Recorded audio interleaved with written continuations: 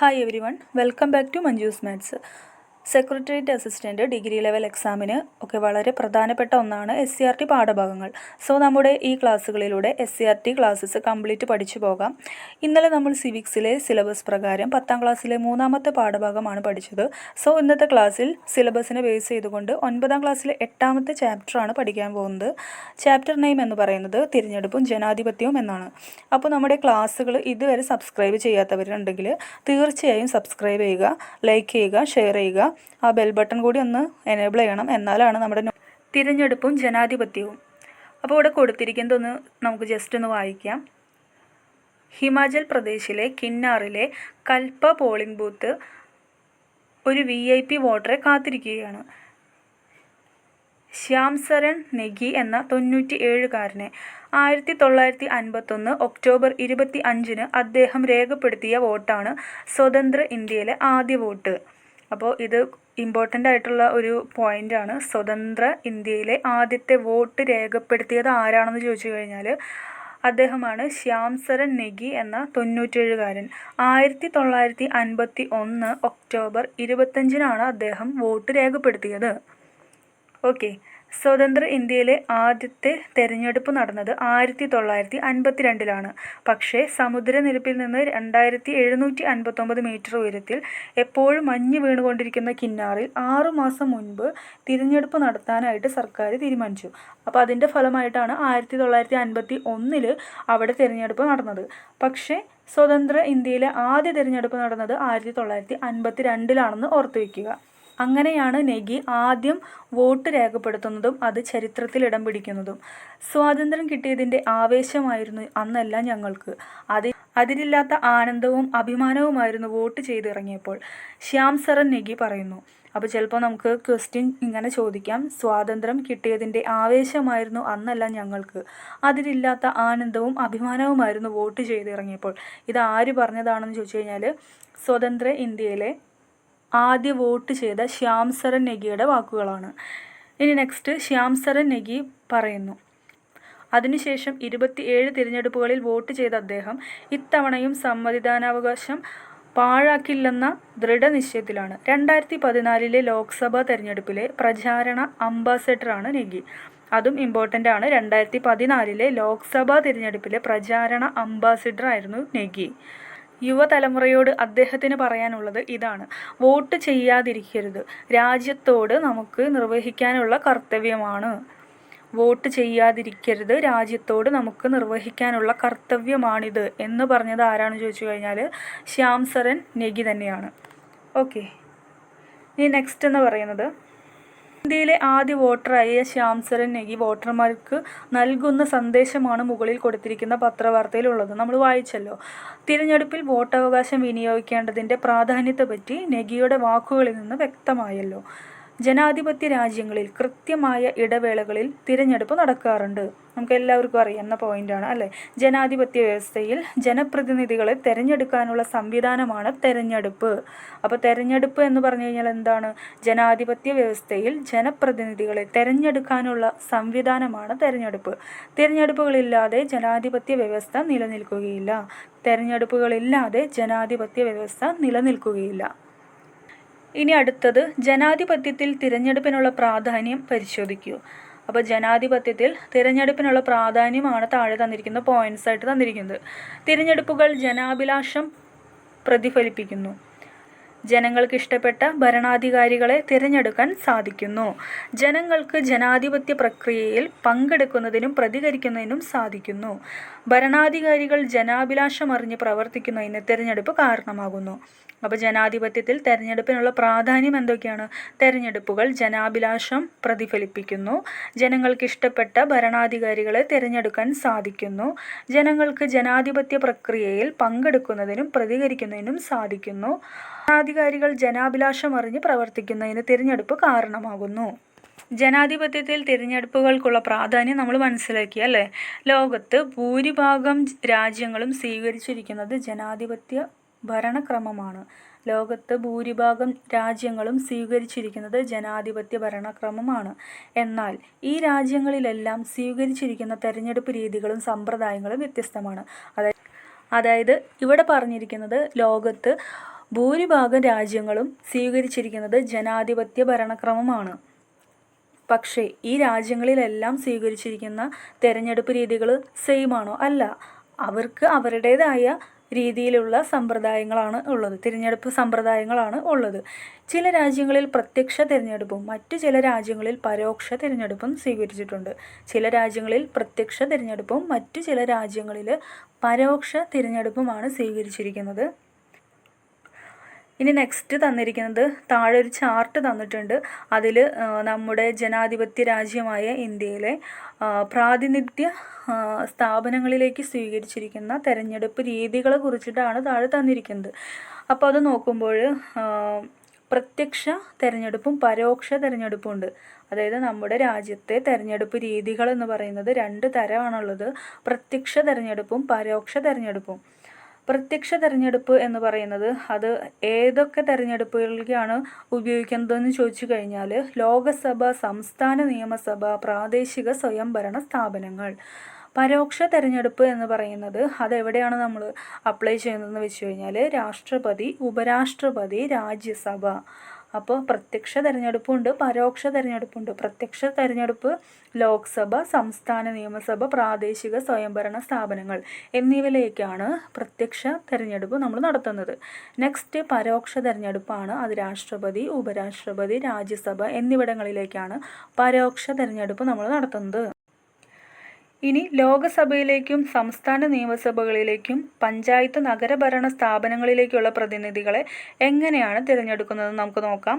ജനങ്ങൾ നേരിട്ട് അവരുടെ പ്രതിനിധികളെ തിരഞ്ഞെടുക്കുകയാണ് ചെയ്യുന്നത്. ഈ രീതിയെയാണ് പ്രത്യക്ഷ തിരഞ്ഞെടുപ്പ് രീതി എന്ന് പറയുന്നത്. അതായത് പ്രത്യക്ഷ തിരഞ്ഞെടുപ്പ് രീതി എന്ന് പറയുന്നത് എന്താണ്? ജനങ്ങൾ നേരിട്ട് അവരുടെ പ്രതിനിധിയെ തിരഞ്ഞെടുക്കുന്ന രീതിയെയാണ് പ്രത്യക്ഷ തിരഞ്ഞെടുപ്പ് രീതി എന്ന് പറയുന്നത്.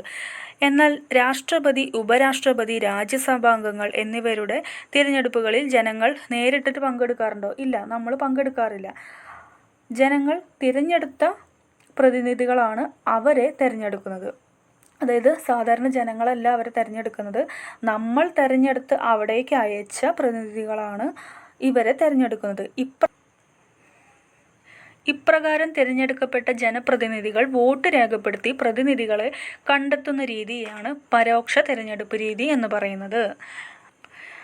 ഇനി നെക്സ്റ്റ് കേവല ഭൂരിപക്ഷ വ്യവസ്ഥ. കേവല ഭൂരിപക്ഷ വ്യവസ്ഥ. അപ്പോൾ നമ്മൾ പ്രത്യക്ഷ, പരോക്ഷ തിരഞ്ഞെടുപ്പ് രീതികളെ കുറിച്ച് നമ്മൾ പഠിച്ചു. ഇനി ഇന്ത്യയിൽ പ്രത്യക്ഷ തിരഞ്ഞെടുപ്പ് രീതി പിന്തുടരുന്ന ലോക്സഭ, സംസ്ഥാന നിയമസഭകൾ, പഞ്ചായത്ത് നഗരഭരണ സ്ഥാപനങ്ങൾ എന്നിവിടേക്കുള്ള തിരഞ്ഞെടുപ്പുകളിൽ കേവല ഭൂരിപക്ഷ സമ്പ്രദായമാണ് നാം സ്വീകരിച്ചിരിക്കുന്നത്. അപ്പോൾ നമ്മുടെ രാജ്യത്ത് കേവല ഭൂരിപക്ഷ സമ്പ്രദായം എവിടെയാണ് ഉപയോഗിക്കുന്നതെന്ന് ചോദിച്ചു കഴിഞ്ഞാൽ പ്രത്യക്ഷ തിരഞ്ഞെടുപ്പ് രീതി പിന്തുടരുന്ന ലോക്സഭ, സംസ്ഥാന നിയമസഭകൾ, പഞ്ചായത്ത് നഗരഭരണ സ്ഥാപനങ്ങൾ എന്നിവിടങ്ങളിലേക്കുള്ള തിരഞ്ഞെടുപ്പുകളിലാണ് കേവല ഭൂരിപക്ഷ സമ്പ്രദായം ഉപയോഗിക്കുന്നത്.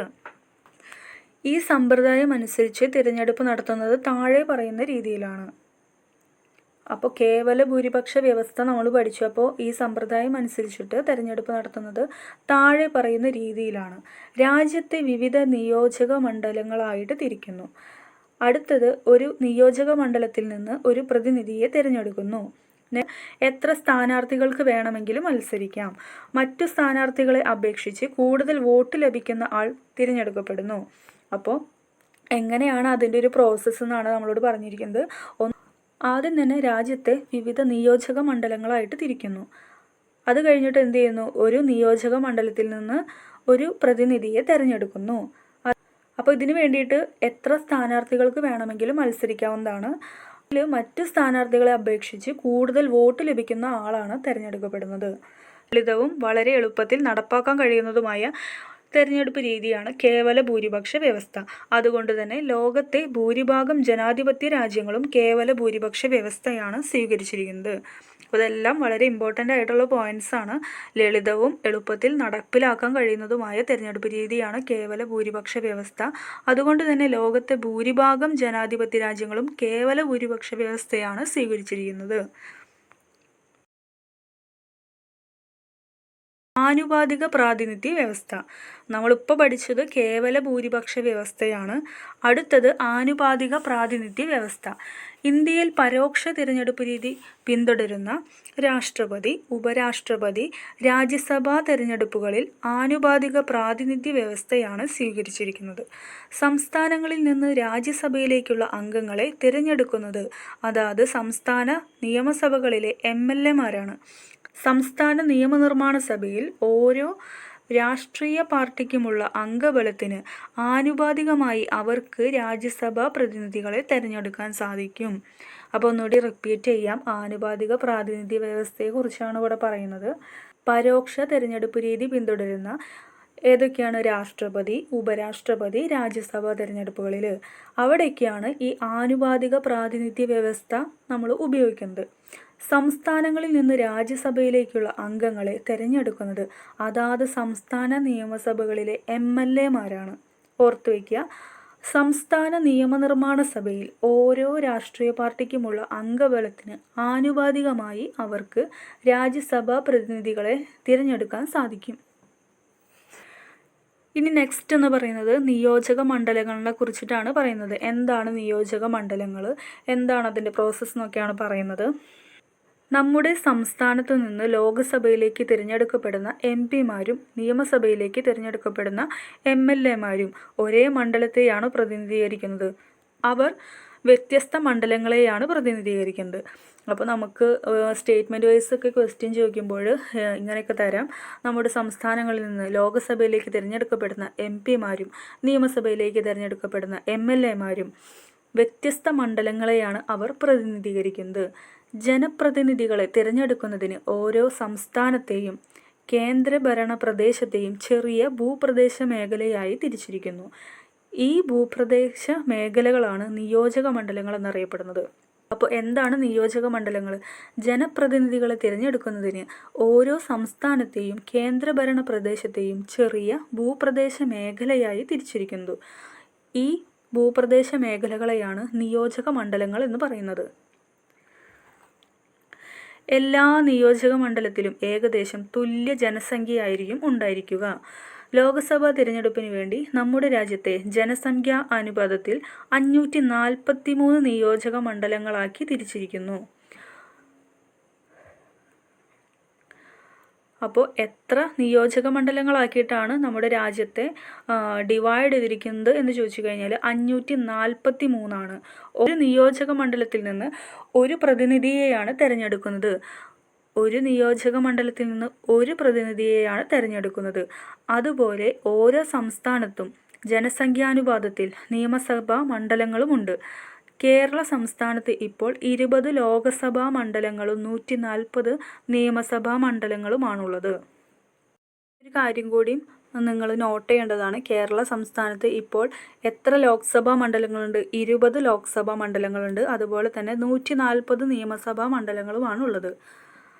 ഓക്കെ, ഇനി എന്താണ് സംവരണ മണ്ഡലങ്ങൾ എന്ന് നമുക്ക് നോക്കാം. ഇതിനു വേണ്ടിയിട്ടാണ് ഈ സംവരണ മണ്ഡലങ്ങൾ കൊണ്ടുവന്നിരിക്കുന്നതെന്ന് നമുക്ക് ആദ്യം തന്നെ മനസ്സിലാക്കാം. ലോക്സഭാ നിയമസഭാ തിരഞ്ഞെടുപ്പുകളിൽ കേവല ഭൂരിപക്ഷ വ്യവസ്ഥ പിന്തുടരുന്നതിനാൽ പ്രബല വിഭാഗക്കാർ എല്ലാ മണ്ഡലങ്ങളിലും വിജയിക്കാൻ സാധ്യതയുണ്ട്. എന്നാൽ സമൂഹത്തിലെ ദുർബലരുടെയും അടിച്ചമർത്തപ്പെട്ട വിഭാഗക്കാരുടെയും പ്രാതിനിധ്യം ലോക്സഭയിലും സംസ്ഥാന നിയമസഭകളിലും ഉറപ്പുവരുത്തേണ്ടതില്ലേ? അതിനാൽ ലോക്സഭയിലും സംസ്ഥാന നിയമസഭകളിലും ഇത്തരം വിഭാഗക്കാരുടെ പ്രാതിനിധ്യം ഉറപ്പുവരുത്തുന്നതിന് വേണ്ടിയാണ് ഭരണഘടനാ നിർമ്മാതാക്കൾ സംവരണ മണ്ഡലങ്ങൾ എന്ന തത്വം നടപ്പിലാക്കിയത്. ഇതുപ്രകാരം ഇന്ത്യയിൽ പട്ടികജാതിക്കാർക്കും പട്ടികവർഗക്കാർക്കും ലോകസഭയിലും സംസ്ഥാന നിയമസഭകളിലും തദ്ദേശ സ്വയംഭരണ സ്ഥാപനങ്ങളിലേക്കും ജനസംഖ്യ ആനുപാതികമായി സീറ്റുകൾ സംവരണം ചെയ്തിരിക്കുന്നു. സംവരണം ചെയ്ത മണ്ഡലങ്ങളിൽ ആ സമുദായത്തിൽപ്പെട്ടവർക്ക് മാത്രമേ മത്സരിക്കാൻ സാധിക്കുകയുള്ളൂ.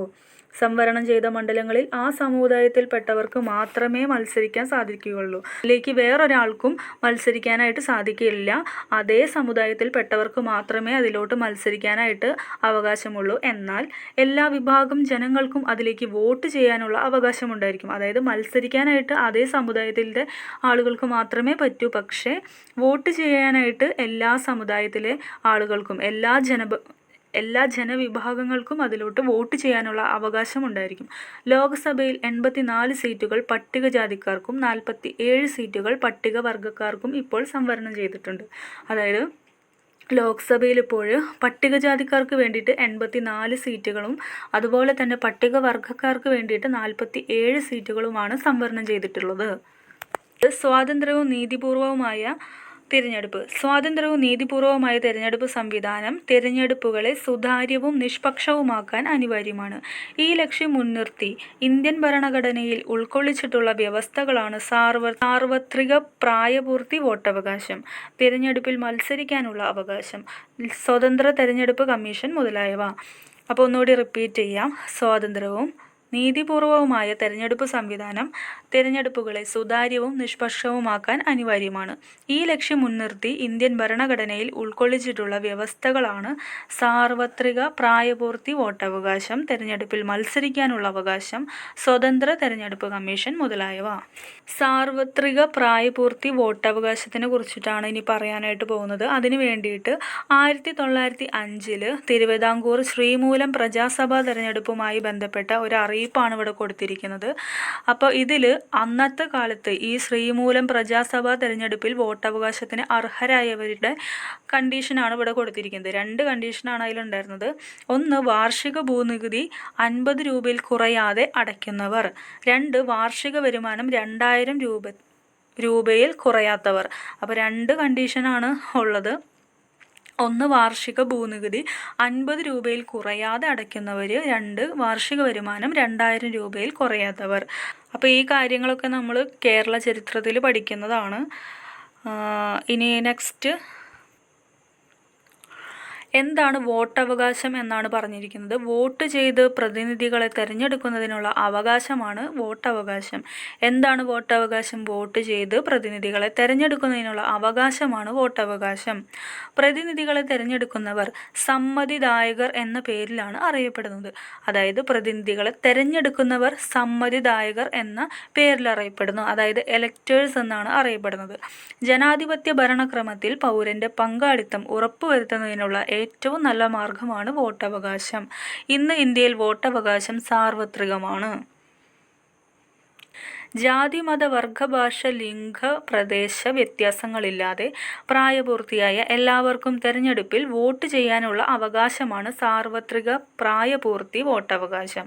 അപ്പോൾ എന്താണ് സാർവത്രിക പ്രായപൂർത്തി വോട്ടവകാശം എന്ന് ചോദിച്ചു കഴിഞ്ഞാൽ, ജാതി, മത, വർഗ, ഭാഷ, ലിംഗ, പ്രദേശ വ്യത്യാസങ്ങളില്ലാതെ പ്രായപൂർത്തിയായ എല്ലാവർക്കും തെരഞ്ഞെടുപ്പിൽ വോട്ട് ചെയ്യാനുള്ള അവകാശമാണ് സാർവത്രിക പ്രായപൂർത്തി വോട്ടവകാശം.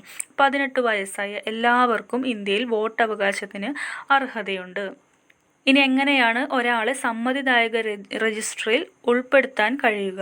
1, നിർദ്ദിഷ്ട ഫോറം 6ൽ അപേക്ഷ നൽകണം. 2, ജനുവരി 1 18 വയസ്സ് പൂർത്തിയാകണം. 3, സമ്മതിദാന പ്രദേശത്ത് 6 മാസ കാലയളവിൽ താമസക്കാരനാവണം. അപ്പോൾ ഇതെല്ലാം വളരെ ഇമ്പോർട്ടൻ്റ് ആയിട്ടുള്ള പോയിന്റ്സ് ആണ്. നമുക്ക് സ്റ്റേറ്റ്മെൻറ്റ് വൈസ് ക്വസ്റ്റ്യൻ ഒക്കെ ചോദിക്കുമ്പോൾ ഇതോരോന്നും നമുക്ക് സ്റ്റേറ്റ്മെൻ്റ് ആയിട്ട് തരാം. ഇനി സാർവത്രിക പ്രായപൂർത്തി വോട്ടവകാശവുമായി ബന്ധപ്പെട്ട് കുറച്ച് ഇമ്പോർട്ടൻറ്റ് പോയിന്റ്സ് കൊടുത്തിട്ടുണ്ട്. 1950 ജനുവരി 26 ഭരണഘടന നിലവിൽ വന്നതു മുതൽ സാർവത്രിക പ്രായപൂർത്തി വോട്ടവകാശം നിലവിൽ വന്നു. അപ്പോൾ എന്നാണ് സാർവത്രിക പ്രായപൂർത്തി വോട്ടവകാശം നിലവിൽ വന്നതെന്ന് ചോദിച്ചു കഴിഞ്ഞാൽ 1950 ജനുവരി 26 ഭരണഘടന നിലവിൽ വന്നതു മുതൽ ഈ സാർവത്രിക പ്രായപൂർത്തി വോട്ടവകാശവും നിലവിൽ വന്നു. ഭരണഘടന അനുച്ഛേദം 326 വളരെ ഇമ്പോർട്ടൻ്റ് ആണ്. ഭരണഘടന അനുച്ഛേദം 326 സാർവത്രിക പ്രായപൂർത്തി വോട്ടവകാശത്തെ പരാമർശിക്കുന്നു. അപ്പോൾ ഏത് അനുച്ഛേദമാണെന്ന് ചോദിച്ചു കഴിഞ്ഞാൽ അനുച്ഛേദം 326. 1989 വരെ വോട്ടവകാശത്തിനുള്ള പ്രായം 21 വയസ്സായിരുന്നു. 1981 61-ാം ഭരണഘടനാ ഭേദഗതി വോട്ടിംഗ് പ്രായം 21 വയസ്സിൽ നിന്നും 18 കുറച്ചു. പണ്ട് 1989 വരെ വോട്ടവകാശത്തിനുള്ള പ്രായം എന്ന് പറയുന്നത് എത്രയായിരുന്നു? 21 വയസ്സായിരുന്നു. ആ 21 എന്നുള്ളത് 18 കുറച്ചത് 1989 61-ാം ഭരണഘടനാ ഭേദഗതി പ്രകാരമാണ്. നെക്സ്റ്റ്, മാറുന്ന വോട്ടിംഗ് രീതികൾ, അതിനെ കുറിച്ചിട്ടാണ് ഇവിടെ പറയുന്നത്. അപ്പോൾ പണ്ട് നിലനിന്നിരുന്ന പൊതു തെരഞ്ഞെടുപ്പ് കാലത്തെ വോട്ടിംഗ് രീതിയിൽ ഇന്ന് ഒട്ടനവധി മാറ്റങ്ങൾ ഉണ്ടായിട്ടുണ്ട് അല്ലേ. അപ്പോൾ അതിനെക്കുറിച്ചിട്ടാണ് ഇവിടെ പറയാൻ പോകുന്നത്. ഓരോ സ്ഥാനാർത്ഥിയുടെയും പേരും തെരഞ്ഞെടുപ്പ് ചിഹ്നവും പ്രദർശിപ്പിച്ച പ്രത്യേക ബാലറ്റ് പെട്ടികൾ പോളിംഗ് ബൂത്തിൽ സജ്ജീകരിക്കുകയും സമ്മതിദായകർ തങ്ങൾക്ക് ലഭിക്കുന്ന എഴുതാത്ത ബാലറ്റ് പേപ്പർ ഇഷ്ടമുള്ള സ്ഥാനാർത്ഥിയുടെ ബാലറ്റ് പെട്ടിയിൽ നിക്ഷേപിക്കുകയും ചെയ്യുന്ന വോട്ടിംഗ് രീതിയായിരുന്നു ആദ്യത്തെ 2 പൊതു തെരഞ്ഞെടുപ്പുകളിൽ പിന്തുടർന്നത്. സമ്മതിദായകർ ഇഷ്ടപ്പെടുന്ന സ്ഥാനാർത്ഥിക്ക് ബാലറ്റ് പേപ്പറിൽ വോട്ട് ചെയ്ത് പോളിംഗ് ബൂത്തിൽ സ്ഥാപിച്ച ബാലറ്റ് പെട്ടിയിൽ നിക്ഷേപിക്കുന്ന രീതിയാണ് 2ാം പൊതു തെരഞ്ഞെടുപ്പിന് ശേഷം സ്വീകരിച്ചത്. 1990കളുടെ അവസാനത്തിൽ തെരഞ്ഞെടുപ്പ് കമ്മീഷൻ ഇലക്ട്രോണിക് വോട്ടിംഗ് മെഷീൻ അവതരിപ്പിച്ചു. അപ്പോൾ ഇലക്ട്രോണിക് വോട്ടിംഗ് മെഷീൻ അവതരിപ്പിച്ചത് എന്താണെന്ന് ചോദിച്ചു കഴിഞ്ഞാൽ 1990കളുടെ അവസാനത്തിലാണ് ഇത് അവതരിപ്പിച്ചത്. ഇന്ത്യയിൽ ആദ്യമായി കേരളത്തിലാണ് ഇലക്ട്രോണിക് വോട്ടിംഗ് മെഷീൻ ഉപയോഗിച്ച് തെരഞ്ഞെടുപ്പ് നടന്നത്. അതും ക്വസ്റ്റ്യൻ ചോദിക്കാം. ഇന്ത്യയിൽ ആദ്യമായിട്ട് എവിടെയാണ് ഇലക്ട്രോണിക് വോട്ടിംഗ് മെഷീൻ ഉപയോഗിച്ച് തെരഞ്ഞെടുപ്പ് നടന്നത് ചോദിച്ചു കഴിഞ്ഞാൽ അത് നമ്മുടെ കേരളത്തിലാണ്. ഇന്ന് രാജ്യത്ത് എല്ലായിടത്തും തെരഞ്ഞെടുപ്പുകളിൽ ഇലക്ട്രോണിക് വോട്ടിംഗ് മെഷീൻ ഉപയോഗിക്കുന്നുണ്ട്. നെക്സ്റ്റ്, തിരഞ്ഞെടുപ്പിൽ മത്സരിക്കാനുള്ള അവകാശത്തെക്കുറിച്ചിട്ടാണ് പറയുന്നത്. തിരഞ്ഞെടുപ്പിൽ മത്സരിക്കാനും ജനപ്രതിനിധിയാകാനും എല്ലാ പൗരന്മാർക്കും അവകാശമുണ്ട്. ജനപ്രാതിനിധ്യ നിയമം അനുസരിച്ച് വോട്ടർ പട്ടികയിൽ രജിസ്റ്റർ ചെയ്തിട്ടുള്ള ഏതൊരു ഇന്ത്യൻ പൗരനും മറ്റ് അയോഗ്യതകൾ കൽപ്പിച്ചിട്ടില്ലെങ്കിൽ തിരഞ്ഞെടുപ്പിൽ മത്സരിക്കാം. മത്സരിക്കുന്നതിന് കുറഞ്ഞ പ്രായപരിധി നിശ്ചയിച്ചിട്ടുണ്ട്. അതായത് തെരഞ്ഞെടുപ്പിൽ മത്സരിക്കാനും ജനപ്രതിനിധി ആകാനും ഒക്കെ എല്ലാ പൗരന്മാർക്കും ഇന്ത്യയിൽ അവകാശമുണ്ട്. എന്നാൽ മത്സരിക്കുന്നതിന് കുറഞ്ഞ പ്രായപരിധിയൊക്കെ നിശ്ചയിച്ചിട്ടുണ്ട്. അപ്പോൾ താഴെ തന്നിരിക്കുന്നത് ഓരോ തെരഞ്ഞെടുപ്പുകളിലും മത്സരിക്കുന്നതിനുള്ള പ്രായപരിധിയാണ് താഴെ തന്നിരിക്കുന്നത്. നമുക്ക് നോക്കാം. ഇമ്പോർട്ടൻ്റ് ആയിട്ടുള്ള പോയിന്റ്സ് തന്നെയാണത്. രാഷ്ട്രപതിക്ക് മിനിമം ഏജ് എന്ന് പറയുന്നത് 35 ഉപരാഷ്ട്രപതിക്ക് 35 രാജ്യസഭയ്ക്ക് 30 ലോക്സഭയ്ക്ക് 25 സംസ്ഥാന നിയമസഭകളിലേക്കാണെങ്കിൽ 25 നഗരസഭകൾ, പഞ്ചായത്ത് ഇവയ്ക്ക് രണ്ടിനും 21. അപ്പോൾ രാഷ്ട്രപതിക്കും ഉപരാഷ്ട്രപതിക്കും 35 വയസ്സാണ് മിനിമം വേണ്ടത്. രാജ്യസഭയ്ക്ക് 30 വയസ്സും ലോക്സഭയ്ക്കും സംസ്ഥാന നിയമസഭയ്ക്കും 25 വയസ്സും നഗരസഭകൾ, പഞ്ചായത്ത് എന്നിവയ്ക്ക് 21 വയസ്സുമാണ് പ്രായപരിധി. സ്വതന്ത്ര തെരഞ്ഞെടുപ്പ് കമ്മീഷൻ. ജനാധിപത്യം ഫലപ്രദമാകണമെങ്കിൽ തെരഞ്ഞെടുപ്പുകൾ സ്വതന്ത്രവും നിഷ്പക്ഷവുമായിരിക്കണം. ഇത് സാധ്യമാകണമെങ്കിൽ തെരഞ്ഞെടുപ്പ് കമ്മീഷൻ ഒരു സ്വതന്ത്ര സ്ഥാപനമായിരിക്കണം. ഇന്ത്യൻ ഭരണഘടന ഒരു സ്വതന്ത്ര തെരഞ്ഞെടുപ്പ് കമ്മീഷന് രൂപം നൽകിയിട്ടുണ്ട്. ഇന്ത്യൻ തെരഞ്ഞെടുപ്പ് കമ്മീഷൻ ഇപ്പോൾ 3 പേർ അടങ്ങുന്ന ഒരു സമിതിയാണ്. മുഖ്യ തെരഞ്ഞെടുപ്പ് കമ്മീഷണറും മറ്റ് 2 കമ്മീഷണർമാരുമാണ് ഉള്ളത്. രാഷ്ട്രപതിയാണ് ഇവരെ നിയമിക്കുന്നത്. തെരഞ്ഞെടുപ്പ് കമ്മീഷനെ സഹായിക്കുന്നതിനായി എല്ലാ സംസ്ഥാനങ്ങളിലും മുഖ്യ തെരഞ്ഞെടുപ്പ് ഉദ്യോഗസ്ഥരുണ്ട്. തിരഞ്ഞെടുപ്പ് നടത്താൻ വിപുലമായ ഉദ്യോഗസ്ഥ വൃന്ദം തെരഞ്ഞെടുപ്പ് കമ്മീഷനില്ല. ആവശ്യമായി വരുന്ന സന്ദർഭങ്ങളിൽ കേന്ദ്ര സംസ്ഥാന ഗവൺമെൻറ് ഉദ്യോഗസ്ഥരെ തെരഞ്ഞെടുപ്പ് ജോലികൾക്ക് നിയമിക്കുന്നു. രാഷ്ട്രപതി, ഉപരാഷ്ട്രപതി, രാജ്യസഭ, ലോക്സഭ, സംസ്ഥാന നിയമസഭാ തെരഞ്ഞെടുപ്പുകൾ നടത്തുന്നത് ഇന്ത്യൻ തെരഞ്ഞെടുപ്പ് കമ്മീഷനാണ്. അപ്പോൾ തെരഞ്ഞെടുപ്പ് കമ്മീഷനെ കുറിച്ചിട്ടാണ് പറഞ്ഞിരിക്കുന്നത്. 3 പേരടങ്ങുന്ന ഒരു സമിതിയാണിത്. ആരൊക്കെയാണുള്ളത്? ഒരു മുഖ്യ തെരഞ്ഞെടുപ്പ് കമ്മീഷണറും മറ്റ് 2 കമ്മീഷണർമാരുമാണുള്ളത്. രാഷ്ട്രപതിയാണ് ഇവരെ നിയമിക്കുന്നത്. തിരഞ്ഞെടുപ്പ് നടത്താനായിട്ട് വിപുലമായ ഉദ്യോഗസ്ഥ വൃന്ദമൊന്നും തെരഞ്ഞെടുപ്പ് കമ്മീഷനില്ല. എന്തെങ്കിലും ആവശ്യമായിട്ട് വരുന്ന സന്ദർഭങ്ങളിൽ കേന്ദ്ര സംസ്ഥാന ഗവൺമെൻറ് ഉദ്യോഗസ്ഥരെ തെരഞ്ഞെടുപ്പ് ജോലികൾക്ക് നിയമിക്കുകയാണ് ചെയ്യുന്നത്. രാഷ്ട്രപതി, ഉപരാഷ്ട്രപതി, രാജ്യസഭ, ലോക്സഭ, സംസ്ഥാന നിയമസഭാ തെരഞ്ഞെടുപ്പുകൾ നടത്തുന്നത് ഇന്ത്യൻ തെരഞ്ഞെടുപ്പ് കമ്മീഷനാണ്.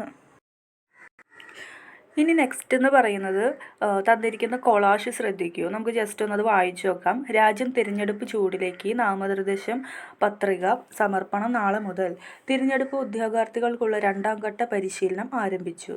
തിരഞ്ഞെടുപ്പിൽ അക്രമം. പോളിംഗ് വീണ്ടും നടത്തും. ലോക്സഭാ തിരഞ്ഞെടുപ്പ് ഏപ്രിൽ മധ്യത്തോടെ. തിരഞ്ഞെടുപ്പ് തീയതികൾ പിന്നീട് പ്രഖ്യാപിക്കും. ലോക്സഭാ തിരഞ്ഞെടുപ്പിൻ്റെ വിജ്ഞാപനമായി പെരുമാറ്റച്ചട്ടം നിലവിൽ വന്നു. 16ാം ലോക്സഭാ തെരഞ്ഞെടുപ്പ് കരട് വോട്ടർ പട്ടിക പ്രസിദ്ധീകരിച്ചു. സംസ്ഥാനത്ത് 6 ലക്ഷം പുതിയ വോട്ടർമാർ. അപ്പോൾ ഈ തന്നിരിക്കുന്ന കൊളാഷിലൊക്കെ എന്തിനെ കുറിച്ചിട്ടാണ് പറയുന്നത്? തെരഞ്ഞെടുപ്പ് കമ്മീഷൻ്റെ ചുമതലകളെ കുറിച്ചിട്ടാണ് ഇതിൽ പരാമർശിച്ചിരിക്കുന്നത് അല്ലേ. അപ്പോൾ നമുക്ക് എന്തൊക്കെയാണ് തെരഞ്ഞെടുപ്പ് കമ്മീഷൻ്റെ ചുമതലകൾ എന്തൊക്കെയാണെന്നുള്ളത് നമുക്ക് നെക്സ്റ്റ് പഠിക്കാം. തിരഞ്ഞെടുപ്പിന് മേൽനോട്ടം വഹിക്കൽ. ഒന്നാമത്തെ ചുമതല എന്ന് പറയുന്നത് തെരഞ്ഞെടുപ്പിന് മേൽനോട്ടം വഹിക്കൽ.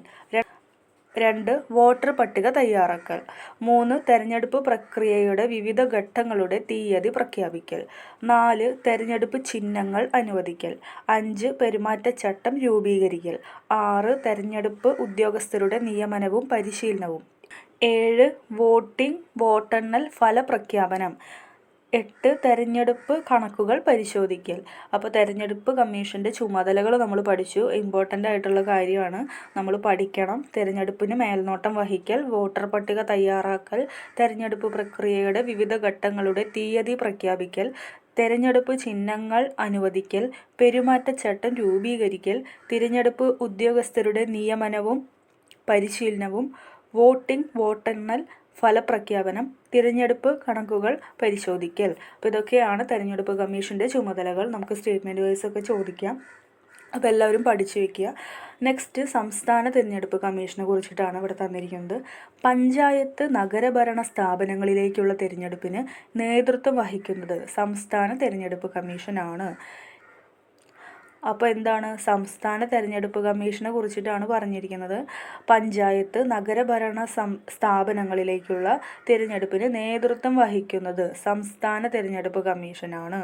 73-74 ഭരണഘടനാ ഭേദഗതിയിലൂടെ എല്ലാ സംസ്ഥാനങ്ങളിലും സംസ്ഥാന തെരഞ്ഞെടുപ്പ് കമ്മീഷൻ രൂപീകരിക്കുകയുണ്ടായി. 73-74 ഭരണഘടനാ ഭേദഗതിയിലൂടെ എല്ലാ സംസ്ഥാനങ്ങളിലും സംസ്ഥാന തെരഞ്ഞെടുപ്പ് കമ്മീഷൻ രൂപീകരിക്കുകയുണ്ടായി. അപ്പോൾ ഏതൊക്കെ ഭരണഘടനാ ഭേദഗതിയിലൂടെയാണ് എന്ന് ചോദിച്ചു കഴിഞ്ഞാൽ 73-74 ഭരണഘടനാ ഭേദഗതിയിലൂടെയാണ്. നെക്സ്റ്റ് ഇന്ത്യയിലെ തെരഞ്ഞെടുപ്പ് പ്രക്രിയയിലെ അനഭിലഷണീയ പ്രവണതകളെ കുറിച്ചിട്ടാണ് പറഞ്ഞിരിക്കുന്നത്. നമുക്കറിയാം, ഒരു തെരഞ്ഞെടുപ്പ് സമ്പ്രദായത്തിന് പൂർണ്ണമായും ന്യൂനതകളിൽ നിന്ന് മുക്തമായിരിക്കാൻ സാധിക്കില്ല. അതായത് എല്ലാ തെരഞ്ഞെടുപ്പ് സമ്പ്രദായത്തിനും എന്തെങ്കിലുമൊക്കെ ഒരു ന്യൂനതയുണ്ടായിരിക്കും. അപ്പോൾ ആ ന്യൂനതകൾ എന്തൊക്കെയാണെന്നാണ് നമുക്ക് ഇവിടെ തന്നിരിക്കുന്നത്. ഇന്ത്യൻ തെരഞ്ഞെടുപ്പ് പ്രക്രിയയിലും ചില അനഭിലഷണീയ പ്രവണതകളുണ്ട്. താഴെ കൊടുത്ത് ചാർട്ട് പരിശോധിക്കൂ. അപ്പോൾ എന്തൊക്കെയാണ് ന്യൂനതകൾ എന്ന് നമുക്ക് മനസ്സിലാക്കാം. പണത്തിൻ്റെ സ്വാധീനവുമായി ബന്ധപ്പെട്ട് എന്തൊക്കെയാണ്? തിരഞ്ഞെടുപ്പിൽ വോട്ടർമാരെ പണം കൊടുത്ത് സ്വാധീനിക്കുന്നു. തിരഞ്ഞെടുപ്പ് പ്രചാരണ പ്രവർത്തനത്തിന് രാഷ്ട്രീയ പാർട്ടികൾ അമിതമായി പണം ചെലവഴിക്കുന്നു. നെക്സ്റ്റ് തിരഞ്ഞെടുപ്പിനോടനുബന്ധിച്ച അതിക്രമങ്ങൾ. അതിൽ പോളിംഗ് ദിനത്തിലുണ്ടാകുന്ന അതിക്രമങ്ങൾ, തിരഞ്ഞെടുപ്പിലെ കള്ളവോട്ടും ബൂത്ത് പിടുത്തവും. അടുത്തത് ജാതി മത വിഭാഗങ്ങളുടെ സ്വാധീനം. സ്ഥാനാർത്ഥി നിർണയത്തിൽ ജാതി മത പരിഗണനകൾ സ്വാധീനം ചെലുത്തുന്നു. അടുത്തത് സ്ത്രീകളുടെ പ്രാതിനിധ്യക്കുറവ്. സ്ഥാനനിർണയത്തിൽ സ്ത്രീകൾക്ക് അർഹമായ പരിഗണന ലഭിക്കുന്നില്ല. പാർലമെൻറ്റിലും നിയമസഭകളിലും സ്ത്രീകളുടെ പ്രാതിനിധ്യക്കുറവ്. അപ്പോൾ ഇതൊക്കെയാണ് തിരഞ്ഞെടുപ്പ് സമ്പ്രദായത്തിലെ ചില ന്യൂനതകളാണ് നമുക്ക് തന്നിരിക്കുന്നത്. അപ്പോൾ ഇതെല്ലാം പഠിക്കുക, എല്ലാം വളരെ ഇമ്പോർട്ടൻ്റ് ആണ്. നെക്സ്റ്റ് തിരഞ്ഞെടുപ്പ് പരിഷ്കാരങ്ങളെ കുറിച്ചിട്ടാണ് കൊടുത്തിരിക്കുന്നത്. തിരഞ്ഞെടുപ്പ് പ്രക്രിയയിലെ ന്യൂനതകളാണ് തിരഞ്ഞെടുപ്പ് പരിഷ്കാരങ്ങൾ അനിവാര്യമാക്കുന്നത്. എങ്ങനെയാണ് ഈ തിരഞ്ഞെടുപ്പ് സമ്പ്രദായം പരിഷ്കരിക്കാനായിട്ട് സാധിക്കുന്നത്? അപ്പോൾ അതിനു വേണ്ടിയിട്ട് തിരഞ്ഞെടുപ്പ് സമ്പ്രദായത്തിലെ ന്യൂനതകൾ പരിഹരിക്കുന്നതിന് വേണ്ടി തിരഞ്ഞെടുപ്പ് കമ്മീഷൻ നടപ്പിലാക്കിയ ചില പരിഷ്കാരങ്ങളാണ് താഴെ കൊടുത്തിരിക്കുന്നത്. അതായത് നമ്മൾ പഠിച്ചു, തിരഞ്ഞെടുപ്പ് പ്രക്രിയയിൽ പല തരത്തിലുള്ള ന്യൂനതകളുണ്ട്. അപ്പോൾ അതെല്ലാം പരിഹരിക്കുന്നതിന് വേണ്ടിയിട്ട് തിരഞ്ഞെടുപ്പ് കമ്മീഷൻ പരിഷ്കാരങ്ങൾ കൊണ്ടുവന്നു. അപ്പോൾ ആ നടപ്പിലാക്കിയ ചില പരിഷ്കാരങ്ങളാണ് താഴെ തന്നിരിക്കുന്നത്. നമുക്കതൊന്ന് ജസ്റ്റ് ഒന്ന് വായിക്കാം. 1 സമ്മതിദായകരുടെ ഫോട്ടോ പതിച്ച തിരിച്ചറിയൽ കാർഡ് ഏർപ്പെടുത്തി. 2 സ്ഥാനാർത്ഥികളുടെ തിരഞ്ഞെടുപ്പ് ചെലവിൻ്റെ പരിധി നിശ്ചയിച്ചു. 3 രാഷ്ട്രീയ പാർട്ടിക്കും സ്ഥാനാർത്ഥികൾക്കുമുള്ള പെരുമാറ്റച്ചട്ടം നടപ്പിലാക്കി. 5 തിരഞ്ഞെടുപ്പുകളിൽ ഇലക്ട്രോണിക് വോട്ടിംഗ് മെഷീൻ നടപ്പിലാക്കി. 6 സമ്മതിദായകരുടെ ഫോട്ടോ പതിച്ച വോട്ടർ പട്ടിക പ്രസിദ്ധീകരിച്ചു. 7 നിഷേധ വോട്ട് സമ്പ്രദായം നടപ്പിലാക്കി. 8 ബാലറ്റിൽ സ്ഥാനാർത്ഥികളുടെ ചിത്രം ഉൾപ്പെടുത്തി. അപ്പോൾ എന്തൊക്കെയാണ് തെരഞ്ഞെടുപ്പ് പരിഷ്കാരങ്ങൾ നടപ്പിലാക്കിയതെന്ന് ചോദിച്ചു കഴിഞ്ഞാൽ ഒന്നും കൂടി നമുക്ക് ജസ്റ്റ് ഒന്ന് വായിക്കാം. സമ്മതിദായകരുടെ ഫോട്ടോ പതിച്ച തിരിച്ചറിയൽ കാർഡ് ഏർപ്പെടുത്തി. സ്ഥാനാർത്ഥികളുടെ തെരഞ്ഞെടുപ്പ് ചെലവിൻ്റെ പരിധി നിശ്ചയിച്ചു. രാഷ്ട്രീയ പാർട്ടിക്കും സ്ഥാനാർത്ഥികൾക്കുമുള്ള പെരുമാറ്റച്ചട്ടം നടപ്പിലാക്കി. തിരഞ്ഞെടുപ്പുകളിൽ ഇലക്ട്രോണിക് വോട്ടിംഗ് മെഷീൻ നടപ്പിലാക്കി. സമ്മതിദായകരുടെ ഫോട്ടോ പതിച്ച വോട്ടർ പട്ടിക പ്രസിദ്ധീകരിച്ചു. നിഷേധ വോട്ട് സമ്പ്രദായം നടപ്പിലാക്കി. ബാലറ്റിൽ സ്ഥാനാർത്ഥികളുടെ ചിത്രം ഉൾപ്പെടുത്തി. അപ്പോൾ ഇതൊക്കെയാണ് തെരഞ്ഞെടുപ്പ് കമ്മീഷൻ നടപ്പിലാക്കിയ ചില പരിഷ്കാരങ്ങൾ. ഇനി നെക്സ്റ്റ് നമുക്ക് പഠിക്കാനുള്ളത് എന്താണ് നിഷേധ വോട്ട്. അതായത് ഇവിടെ പറഞ്ഞു നിഷേധ വോട്ട് സമ്പ്രദായം നടപ്പിലാക്കി എന്ന് പറഞ്ഞു. അപ്പോൾ അതെന്താണ്, നമുക്ക് നിഷേധ വോട്ട് എന്നുള്ളത് പഠിക്കാം. നിഷേധ വോട്ട് തിരഞ്ഞെടുപ്പിൽ മത്സരിക്കുന്ന എല്ലാ സ്ഥാനാർത്ഥികളെയും തിരസ്കരിക്കാനുള്ള അവകാശം വോട്ടർമാർക്കുണ്ട്. അതിനെയാണ് നിഷേധ വോട്ട് എന്ന് പറയുന്നത്. ഇലക്ട്രോണിക് വോട്ടിംഗ് മെഷീനിൽ സ്ഥാനാർത്ഥികളുടെ പേരിന് അവസാനമായിട്ട് ഉൾപ്പെടുത്തിയ നോട്ട, അതായത് none of the above button അമർത്തി നിഷേധ വോട്ട് രേഖപ്പെടുത്താം. അതായത് നിഷേധ വോട്ട് നമുക്ക് എല്ലാവർക്കും അറിയാവുന്ന ഒരു കാര്യമാണ് അല്ലേ. തിരഞ്ഞെടുപ്പിൽ മത്സരിക്കുന്ന എല്ലാ സ്ഥാനാർത്ഥികളെയും നമുക്ക് തിരസ്കരിക്കാനുള്ള അവസരമാണ് ഈ നോട്ട വോട്ടിലൂടെ നമുക്ക് തരുന്നത്. ഈ നോട്ട എന്ന് പറയുന്നത് എന്താണ്, നൺ ഓഫ് ദ എബോവ് ആണെന്ന് മനസ്സിലാക്കുക. അപ്പോൾ ആ ഒരു ബട്ടൺ അമർത്തിയിട്ട് നമുക്ക് നിഷേധ വോട്ട് രേഖപ്പെടുത്താവുന്നതാണ്. ഇനി നെക്സ്റ്റ് എന്ന് പറയുന്നത് ബാലറ്റ് പേപ്പറിൽ സ്ഥാനാർത്ഥിയുടെ ചിത്രം. ബാലറ്റ് പേപ്പറിൽ സ്ഥാനാർത്ഥിയുടെ പേരിനും ചിഹ്നത്തിനുമൊപ്പം ചിത്രം കൂടി പ്രദർശിപ്പിക്കാൻ തെരഞ്ഞെടുപ്പ് കമ്മീഷൻ തീരുമാനിച്ചു. സ്ഥാനാർത്ഥികൾക്കെതിരെ അതേ പേരുള്ള അപരന്മാർ വ്യാപകമായതിനെ തുടർന്നാണ് തെരഞ്ഞെടുപ്പ് കമ്മീഷൻ ഇങ്ങനെ തീരുമാനിച്ചത്. അതായത് ഇലക്ഷനിൽ അതേ പേരുള്ള ഒരു അപരനൊക്കെ നിൽക്കുകയാണെന്നുണ്ടെങ്കിൽ ഈ വോട്ടർമാർക്ക് തെറ്റായിട്ട് വോട്ട് രേഖപ്പെടുത്താനുള്ള ഒരു സിറ്റുവേഷൻ അവിടെ ഉണ്ടാകുന്നുണ്ട് അല്ലേ. അങ്ങനെ ഈ അതേ പേരുള്ള അപരന്മാർ വ്യാപകമായതിനെ തുടർന്ന് തെരഞ്ഞെടുപ്പ് കമ്മീഷൻ ബാലറ്റ് പേപ്പറിൽ സ്ഥാനാർത്ഥികളുടെ ചിത്രം ഉൾപ്പെടുത്താനായിട്ട് തീരുമാനിച്ചു. അതിനാൽ അതുപയോഗിച്ചിട്ട് നിരക്ഷരരായ വോട്ടർമാർക്ക് പോലും അവരുടെ വോട്ടവകാശം ശരിയായി വിനിയോഗിക്കാനായിട്ട് ഇത് സഹായകമായി. അതാണ് ഇവിടെ പറയുന്നത്. അതായത് ബാലറ്റ് പേപ്പറിൽ സ്ഥാനാർത്ഥിയുടെ ചിത്രം ഉൾപ്പെടുത്താനായിട്ട് തിരഞ്ഞെടുപ്പ് കമ്മീഷൻ തീരുമാനിച്ചു. എന്തിനു വേണ്ടിയിട്ടാണ്? അതേ പേരുള്ള അപരന്മാർ വ്യാപകമായതിനെ തുടർന്ന് ആണ് ഈ തെരഞ്ഞെടുപ്പ് കമ്മീഷൻ ഇങ്ങനെ ഒരു കാര്യം തീരുമാനിച്ചത്. അതുകൊണ്ട് നിരക്ഷരരായ വോട്ടർമാർക്ക് പോലും അവരുടെ വോട്ടവകാശം ശരിയായിട്ട് വിനിയോഗിക്കാനായിട്ട് ഇത് സഹായകമായി. ഇനി നെക്സ്റ്റ് എന്ന് പറയുന്നത് തെരഞ്ഞെടുപ്പ് രാഷ്ട്രീയ പാർട്ടികളെയും കുറിച്ചിട്ടാണ് പറയുന്നത്.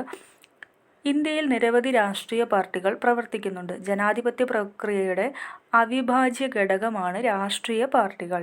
ഒരു പ്രത്യയശാസ്ത്ര കാഴ്ചപ്പാടിൻ്റെ അടിസ്ഥാനത്തിൽ സംഘടിക്കുകയും രാഷ്ട്രീയാധികാരം നേടുന്നതിനുമായി നിരന്തരം പ്രവർത്തിക്കുകയും ചെയ്യുന്ന സംഘടനകളാണ് രാഷ്ട്രീയ പാർട്ടികൾ. അപ്പോൾ എന്താണ് രാഷ്ട്രീയ പാർട്ടികൾ എന്ന് ചോദിച്ചു കഴിഞ്ഞാൽ അതിൻ്റെ ഒരു ഡെഫിനിഷനാണ് ഇവിടെ തന്നിരിക്കുന്നത്.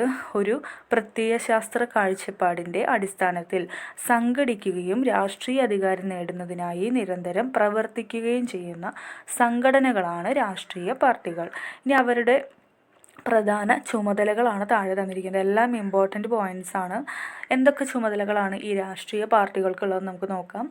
ഗവൺമെൻറ്റിനെയും ജനങ്ങളെയും ബന്ധിപ്പിക്കുന്നു, പൊതുജനാഭിപ്രായം രൂപീകരിക്കുന്നു, രാഷ്ട്രീയ ബോധവൽക്കരണം നടത്തുന്നു, തിരഞ്ഞെടുപ്പിൽ മത്സരിച്ച് ഭൂരിപക്ഷം ലഭിക്കുന്ന പാർട്ടികൾ ഗവൺമെൻറ് രൂപീകരിക്കുന്നു, തിരഞ്ഞെടുപ്പിൽ മത്സരിച്ച് ഭൂരിപക്ഷം ലഭിക്കാത്ത പാർട്ടികൾ ക്രിയാത്മക പ്രതിപക്ഷമായി പ്രവർത്തിക്കുന്നു, ഗവൺമെൻറ്റിൻ്റെ തെറ്റായ നയങ്ങളിൽ മാറ്റം വരുത്തുന്നതിന് പ്രവർത്തിക്കുന്നു, വിവിധ നയങ്ങളും പരിപാടികളും മുന്നോട്ട് വയ്ക്കുന്നു. അപ്പോൾ ഇതൊക്കെയാണ് രാഷ്ട്രീയ പാർട്ടികളുടെ പ്രധാനപ്പെട്ട ചുമതലകൾ എന്ന് പറയുന്നത്. ജനാധിപത്യ പ്രക്രിയയിൽ ഏതു വ്യക്തിക്കും രാഷ്ട്രീയ പാർട്ടികൾ രൂപീകരിക്കാനുള്ള സ്വാതന്ത്ര്യമുണ്ട്. ജനാധിപത്യ പ്രക്രിയയിൽ ഏതു വ്യക്തിക്കും രാഷ്ട്രീയ പാർട്ടികൾ രൂപീകരിക്കാനുള്ള സ്വാതന്ത്ര്യമുണ്ട്. അപ്പോൾ ഏതൊരു വ്യക്തിക്കും എന്താണ്, രാഷ്ട്രീയ പാർട്ടികൾ സ്വതന്ത്രമായിട്ട് അങ്ങ് രൂപീകരിക്കാം. അവിടെ യാതൊരു തരത്തിലുള്ള തടസ്സങ്ങളൊന്നുമില്ല. അതായത് ഏതൊരു വ്യക്തിക്കും ജനാധിപത്യ പ്രക്രിയയിൽ രാഷ്ട്രീയ പാർട്ടികൾ രൂപീകരിക്കാനുള്ള സ്വാതന്ത്ര്യമുണ്ട്. അപ്പോൾ അത് മനസ്സിലാക്കുക. ഇനി എന്താണ് തെരഞ്ഞെടുപ്പ് പ്രകടന പത്രിക എന്നുള്ളത് നമുക്ക് നോക്കാം. ഓരോ രാഷ്ട്രീയ പാർട്ടിയും തെരഞ്ഞെടുപ്പ് പ്രചാരണത്തിൻ്റെ ഭാഗമായി തെരഞ്ഞെടുപ്പ് പ്രകടന പത്രിക, അതായത് ഇലക്ഷൻ മാനിഫെസ്റ്റോ എന്ന് ഇംഗ്ലീഷിൽ പറയും, പുറത്തിറക്കാറുണ്ട്. പാർട്ടിയുടെ പ്രാദേശിക, ദേശീയ, അന്തർദേശീയ വിഷയങ്ങളിലെ നിലപാടുകളും അധികാരത്തിൽ വന്നാൽ നടപ്പാക്കാൻ ഉദ്ദേശിക്കുന്ന പരിപാടികളും പദ്ധതികളും ഉൾപ്പെടുത്തിയ ലഘുലേഖയാണിത്. അപ്പോൾ ഇതൊന്ന് പഠിക്കേണ്ടതുണ്ട്. എന്താണ് പ്രകടന പത്രിക, എന്താണ് തെരഞ്ഞെടുപ്പ് പ്രകടന പത്രിക എന്നുള്ളത് മനസ്സിലാക്കി വെക്കണം. ഓരോ രാഷ്ട്രീയ പാർട്ടിയും തെരഞ്ഞെടുപ്പ് പ്രചാരണത്തിൻ്റെ ഭാഗമായിട്ട് തെരഞ്ഞെടുപ്പ് പ്രകടന പത്രിക പുറത്തിറക്കാറുണ്ട് അല്ലേ. നമ്മളെല്ലാവർക്കും എല്ലാവർക്കും അറിയുന്നൊരു കാര്യമാണ്. പാർട്ടിയുടെ പ്രാദേശിക, ദേശീയ, അന്തർദേശീയ വിഷയങ്ങളിലെ നിലപാടുകളും അധികാരത്തിൽ വന്നാൽ നടപ്പാക്കാൻ ഉദ്ദേശിക്കുന്ന പരിപാടികളും പദ്ധതികളും ഉൾപ്പെടുത്തിയ ലഘുലേഖയാണിത്. നമ്മുടെ രാജ്യത്ത് പ്രവർത്തിച്ചു കൊണ്ടിരിക്കുന്ന എല്ലാ രാഷ്ട്രീയ പാർട്ടികളും തെരഞ്ഞെടുപ്പ് കമ്മീഷനിൽ രജിസ്റ്റർ ചെയ്യണം. ദേശീയ പാർട്ടികളും സംസ്ഥാന പ്രാദേശിക പാർട്ടികളും ഇന്ത്യയിൽ പ്രവർത്തിക്കുന്നുണ്ട്. ഒരു രാഷ്ട്രീയ പാർട്ടിയെ ദേശീയ പാർട്ടിയായോ സംസ്ഥാന പാർട്ടിയായോ അംഗീകരിക്കുന്നതിന് തെരഞ്ഞെടുപ്പ് കമ്മീഷൻ പ്രത്യേക മാനദണ്ഡങ്ങൾ നിശ്ചയിച്ചിട്ടുണ്ട്. അതായത് ദേശീയ പാർട്ടി, സംസ്ഥാന പാർട്ടി, അങ്ങനെ രാഷ്ട്രീയ പാർട്ടികളുണ്ട്. സോ ഈ രാഷ്ട്രീയ പാർട്ടിയെ ദേശീയ പാർട്ടിയായോ സംസ്ഥാന പാർട്ടിയായോ അംഗീകരിക്കുന്നതിന് തെരഞ്ഞെടുപ്പ് കമ്മീഷൻ അതിന് വേണ്ടിയിട്ട് കുറച്ച് മാനദണ്ഡങ്ങളൊക്കെ നിശ്ചയിച്ചിട്ടുണ്ട്. എന്തൊക്കെയാണ് ആ മാനദണ്ഡങ്ങൾ എന്നുള്ളത് നമുക്ക് പഠിക്കാം. പൊതുവെ ദേശവ്യാപകമായി പ്രവർത്തിക്കുകയും ഒന്നിൽ കൂടുതൽ സംസ്ഥാനങ്ങളിൽ സ്വാധീനമുണ്ടാക്കുകയും ചെയ്യുന്നവയാണ് ദേശീയ പാർട്ടികൾ. എന്താണ് ദേശീയ പാർട്ടികൾ? പൊതുവെ ദേശവ്യാപകമായി പ്രവർത്തിക്കുകയും ഒന്നിൽ കൂടുതൽ സംസ്ഥാനങ്ങളിൽ സ്വാധീനമുണ്ടാകുകയും ചെയ്യുന്നവരാണ് ഈ ദേശീയ പാർട്ടികൾ എന്നുകൊണ്ട് പറയുന്നത്. ഇനി നെക്സ്റ്റ്, എന്താണ് സംസ്ഥാന പാർട്ടികൾ നമുക്ക് നോക്കാം. ഒരു സംസ്ഥാനത്ത് മാത്രം സ്വാധീനമുള്ള രാഷ്ട്രീയ പാർട്ടികളാണ് സംസ്ഥാന പാർട്ടികൾ. എന്താണ്? ഒരു സംസ്ഥാനത്ത് മാത്രം സ്വാധീനമുള്ള രാഷ്ട്രീയ പാർട്ടികളാണ് സംസ്ഥാന പാർട്ടികൾ. ദേശീയ സംസ്ഥാന പാർട്ടികൾക്ക് നിശ്ചയിച്ച മാനദണ്ഡങ്ങൾ പാലിക്കാൻ സാധിക്കാത്ത ധാരാളം പാർട്ടികൾ നമ്മുടെ രാജ്യത്ത് പ്രവർത്തിക്കുന്നുണ്ട്. എന്നാൽ അതായത് ഇതിൽ രണ്ടിലും പെടാത്ത പാർട്ടികളുണ്ട്. ദേശീയ സംസ്ഥാന പാർട്ടികൾ നിശ്ചയിച്ച ഈ മാനദണ്ഡങ്ങളൊന്നും പാലിക്കാൻ സാധിക്കാത്ത ധാരാളം പാർട്ടികൾ നമ്മുടെ രാജ്യത്തുണ്ട് അല്ലേ. എന്നാൽ ഇവ തെരഞ്ഞെടുപ്പ് കമ്മീഷനിൽ രജിസ്റ്റർ ചെയ്ത പാർട്ടികൾ ആയതിനാൽ ഇവയെ രജിസ്ട്രേഡ് പാർട്ടികൾ എന്ന് പറയുന്നു. അതായത് അത്തരം പാർട്ടികൾ എന്താണ്? ഈ തെരഞ്ഞെടുപ്പ് കമ്മീഷനിൽ രജിസ്റ്റർ ചെയ്ത പാർട്ടികളാണ് അവർ. അതുകൊണ്ട് അവരെ രജിസ്റ്റേർഡ് പാർട്ടികൾ എന്ന് വിളിക്കുന്നു. അപ്പോൾ നമ്മൾ എന്തൊക്കെയാണ് പഠിച്ചത്? എന്താണ് ദേശീയ പാർട്ടികൾ എന്ന് പഠിച്ചു, എന്താണ് സംസ്ഥാന പാർട്ടികൾ എന്ന് പഠിച്ചു, എന്താണ് രജിസ്റ്റേർഡ് പാർട്ടികൾ എന്ന് പഠിച്ചു. അപ്പോൾ അത് മൂന്നും പഠിച്ചു വയ്ക്കുക. ഇനി നെക്സ്റ്റ് എന്ന് പറയുന്നത് ദേശീയ പാർട്ടികളും സംസ്ഥാന പാർട്ടികളും ആയിട്ട് അംഗീകരിക്കണമെങ്കിൽ എന്തൊക്കെ കാര്യങ്ങളാണ് ഫോളോ ചെയ്യേണ്ടത് നമുക്ക് നോക്കാം. ഒരു ദേശീയ പാർട്ടിയെ ദേശീയ പാർട്ടിയായിട്ട് അംഗീകരിക്കണമെങ്കിൽ ആ പാർട്ടി ലോക്സഭാ തെരഞ്ഞെടുപ്പിൽ പോൾ ചെയ്ത ആകെ വോട്ടിൻ്റെ 6% 4 അതിലധികമോ സംസ്ഥാനങ്ങളിൽ നിന്നായി നേടിയിരിക്കണം. കൂടാതെ 1 അതിലധികമോ സംസ്ഥാനങ്ങളിൽ നിന്നായി 4 ലോക്സഭാ സീറ്റും ലഭിച്ചിരിക്കണം. അപ്പോൾ എന്താണ് ദേശീയ പാർട്ടികൾ? ഒരു രാഷ്ട്രീയ പാർട്ടിയെ ദേശീയ പാർട്ടിയായിട്ട് അംഗീകരിക്കണമെങ്കിൽ ആ പാർട്ടി ലോക്സഭാ തെരഞ്ഞെടുപ്പിൽ പോൾ ചെയ്ത ആകെ വോട്ടിൻ്റെ 6% 4 അതിലധികമോ സംസ്ഥാനങ്ങളിൽ നിന്നായി നേടിയിരിക്കണം. ഈ 6% എന്നുള്ളത് വളരെ ഇമ്പോർട്ടൻ്റ് ആണ്. നെക്സ്റ്റ്, കൂടാതെ 1 അതിലധികമോ സംസ്ഥാനങ്ങളിൽ നിന്നായി 4 ലോക്സഭാ സീറ്റുകളും ലഭിച്ചിരിക്കണം. ഇനി സംസ്ഥാന പാർട്ടികൾ. ഒരു പാർട്ടിയെ സംസ്ഥാന പാർട്ടിയായിട്ട് പരിഗണിക്കണമെങ്കിൽ എന്താണ് വേണ്ടത്? ആ പാർട്ടിക്ക് സംസ്ഥാന നിയമസഭാ തെരഞ്ഞെടുപ്പിൽ ആകെ പോൾ ചെയ്ത വോട്ടിൻ്റെ 6% വോട്ടും 2 സീറ്റും ലഭിച്ചിരിക്കണം. എന്താണ്? സംസ്ഥാന പാർട്ടികൾക്ക് വേണ്ടിയിട്ട് ആ പാർട്ടിക്ക് സംസ്ഥാന നിയമസഭാ തെരഞ്ഞെടുപ്പിൽ ആകെ പോൾ ചെയ്ത വോട്ടിൻ്റെ 6% വോട്ടും 2 സീറ്റും ലഭിച്ചിരിക്കണം. എന്നാൽ മാത്രമേ സംസ്ഥാന പാർട്ടികളായിട്ട് അംഗീകരിക്കുള്ളൂ. കേന്ദ്രത്തിലും പല സംസ്ഥാനങ്ങളിലും രാഷ്ട്രീയ പാർട്ടികൾ മുന്നണികൾ രൂപീകരിച്ചുകൊണ്ടാണ് ഇന്ന് തെരഞ്ഞെടുപ്പിൽ മത്സരിക്കുന്നത്. അപ്പോൾ എന്താണ് ഈ മുന്നണി രാഷ്ട്രീയം എന്നുള്ളത് നമുക്ക് നോക്കാം. തെരഞ്ഞെടുപ്പിൽ ഒരു രാഷ്ട്രീയ കക്ഷിക്കും ഒറ്റയ്ക്ക് ഭൂരിപക്ഷം ലഭിക്കാൻ സാധ്യതയില്ലാത്ത സാഹചര്യങ്ങൾ ഉണ്ടാകാറുണ്ട്. അത്തരം സാഹചര്യങ്ങളിൽ പരസ്പരം സഹകരിക്കാൻ കഴിയുന്ന രാഷ്ട്രീയ കക്ഷികൾ ഒരു പൊതു മിനിമം പരിപാടിയുടെ അടിസ്ഥാനത്തിൽ ഒന്നിച്ചു ചേർന്ന് മുന്നണി രൂപീകരിച്ച് തെരഞ്ഞെടുപ്പിൽ മത്സരിക്കാറുണ്ട്. ഇതാണ് മുന്നണി രാഷ്ട്രീയം അഥവാ കൊളീഷൻ പൊളിറ്റിക്സ് എന്ന് പറയുന്നത്. ഇത്തരം മുന്നണികൾ വിജയിച്ച് അധികാരത്തിൽ വരുമ്പോൾ രൂപീകരിക്കുന്ന സർക്കാരുകളെയാണ് നമ്മൾ മുന്നണി സർക്കാരുകൾ അഥവാ കൊളീഷൻ ഗവൺമെൻറ്റ്സ് എന്ന് പറയുന്നത്. അപ്പോൾ എന്താണ് മുന്നണി രാഷ്ട്രീയം എന്ന് നമ്മൾ പഠിച്ചു. അതായത് ഒരു രാഷ്ട്രീയ കക്ഷിക്കും ഒറ്റയ്ക്ക് ഭൂരിപക്ഷം ലഭിക്കാൻ സാധ്യതയില്ലാത്ത സാഹചര്യങ്ങളിൽ അവർ പരസ്പരം സഹകരിക്കാൻ കഴിയുന്ന രാഷ്ട്രീയ കക്ഷികൾ ഒരു പൊതു മിനിമം പരിപാടിയുടെ അടിസ്ഥാനത്തിൽ ഒന്നിച്ചു ചേർന്നിട്ട് അവർ മുന്നണി രൂപീകരിച്ച് തെരഞ്ഞെടുപ്പിൽ മത്സരിക്കുന്നു. ഇതിനെയാണ് മുന്നണി രാഷ്ട്രീയം എന്ന് പറയുന്നത്.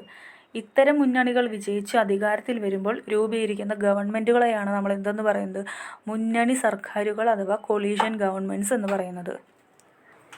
മറ്റു സംസ്ഥാനങ്ങളിൽ നിന്ന് വ്യത്യസ്തമായി മുന്നണി രാഷ്ട്രീയം പ്രായോഗികമാക്കിയ ഒരു സംസ്ഥാനമാണ് കേരളം.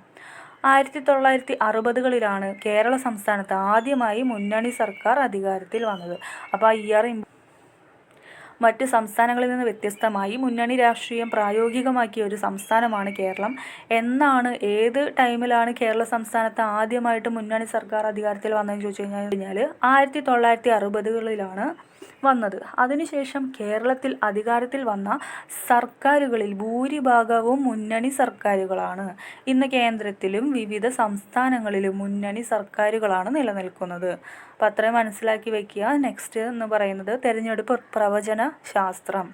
തിരഞ്ഞെടുപ്പ് ഫലപ്രഖ്യാപനത്തിന് മുൻപ് രാഷ്ട്രീയ പാർട്ടികളുടെയും മുന്നണികളുടെയും വിജയ സാധ്യത പരിശോധിച്ച് പ്രവചിക്കുന്ന പഠനശാഖയാണ് തിരഞ്ഞെടുപ്പ് പ്രവചന ശാസ്ത്രം.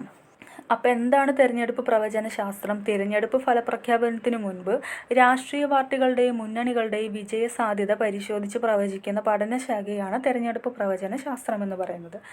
അഭിപ്രായ സർവേകൾ, മാധ്യമ വിശകലനങ്ങൾ, അഭിമുഖങ്ങൾ, എക്സിറ്റ് പോള്, മുൻ തിരഞ്ഞെടുപ്പ് ഫലങ്ങൾ എന്നിവ മുൻനിർത്തിയാണ് ഫലങ്ങൾ പ്രവചിക്കാറുള്ളത്. രാഷ്ട്രീയ കക്ഷികൾക്ക് അനുകൂലമായോ പ്രതികൂലമായോ ഉള്ള പൊതുജനാഭിപ്രായം പ്രവചനത്തിലൂടെ മനസ്സിലാക്കാൻ സാധിക്കും. പക്ഷേ ഈ തെരഞ്ഞെടുപ്പ് പ്രവചനങ്ങൾ പലപ്പോഴും പൂർണ്ണമായിട്ട് ശരിയാവണമെന്നൊന്നുമില്ല. പ്രവചനം നടത്തുന്നതിന് തെരഞ്ഞെടുപ്പ് കമ്മീഷൻ ഇപ്പോൾ ചില നിയന്ത്രണങ്ങളൊക്കെ കൊണ്ടുവന്നിട്ടുണ്ട്. ഇതുവരെ വിശകലനം ചെയ്തതിൽ നിന്ന് സ്വാതന്ത്ര്യവും നിഷ്പക്ഷവുമായ തിരഞ്ഞെടുപ്പ് കമ്മീഷൻ കൃത്യമായ ഇടവേളകളിൽ നടത്തപ്പെടുന്ന തിരഞ്ഞെടുപ്പ്, സാർവത്രിക പ്രായപൂർത്തി, വോട്ടവകാശം, ഭരണാധികാരികളെ തിരഞ്ഞെടുക്കാനുള്ള ജനങ്ങളുടെ സ്വാതന്ത്ര്യം എന്നിവ ഇന്ത്യൻ ജനാധിപത്യത്തെ ശക്തിപ്പെടുത്താൻ സഹായിച്ചിട്ടുണ്ടെന്ന് അനുമാനിക്കാം. ഇതോടൊപ്പം തന്നെ ജനങ്ങളുടെ ഉയർന്ന രാഷ്ട്രീയ അവബോധവും യുക്തിസഹമായ തീരുമാനങ്ങൾ എടുക്കാനുള്ള കഴിവും സജീവ രാഷ്ട്രീയ പങ്കാളിത്തവും ജനാധിപത്യത്തെ ശക്തിപ്പെടുത്താൻ സഹായിക്കും. എങ്കിൽ മാത്രമേ ജനാധിപത്യം അർത്ഥവത്താവുകയുള്ളൂ.